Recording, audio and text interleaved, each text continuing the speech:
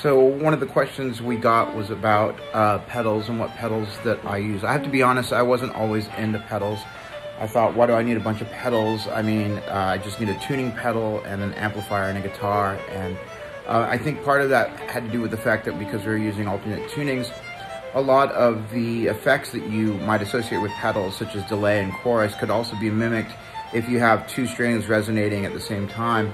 And so I was able to get some of those effects just by strumming the guitar. But I realize now that we are kind of moving into, you know, the future, I suppose you could say, and we're living in a dangerous times where things such as totalitarianism and one-party governments need to be addressed. And so for that reason, you know, the idea of using pedals can also be an expression of liberty and fraternity and kind of giving attention to things that need to be emphasized, such as liberal arts and humanitarian curriculums in colleges. So on that note, I will show you some of the pedals that I use. Okay, so here's my pedal board. I can't say that it's anything fancy, and I've got other pedals there, obviously. But I'm using a tube distortion to go into first, before routing it into the Palisades distortion, which is one of those A-B things. You've got two different gains.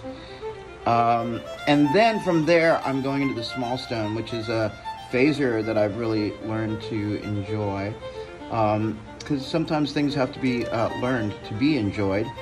That is going straight into my...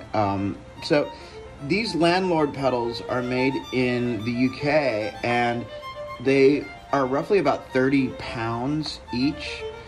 And that's pretty cheap for a pedal. That going into this synth pedal that gets all these sorts of crazy low-end things. Then I go into this tremolo, which I never use. I never use that at all. It's just kind of sitting there, and I like that light that goes back and forth, and that might be the only reason that I have that. This is something that I'm trying out for the first time.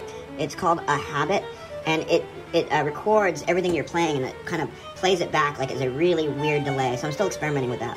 The flashback is basically the most functional delay that I have, and look how dusty this is. This is terrible. That going into a dual marine layer reverb, and you know, I've got a bunch of reverbs, but I'm trying out this one right now from Fender. I like it. I really do. I think it's great. Look at all this dust. Where's all this dust? Is that dust or is that... Never mind. And then after that, I'm just going into your basically your typical Boss reverb pedal. And the thing I like about this is that you can turn it right up and it gets this shimmer thing.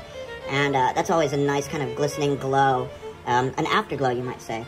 And then at the very top of the chain, I don't want to forget that there's a tuner pedal. That's very important. And then a couple of other things that I'm just kind of experimenting with is the Ta-Ra-Re-Ra, which is an arpeggiator. But I haven't used it so much on guitar as much as like with keyboards and stuff, just for fun.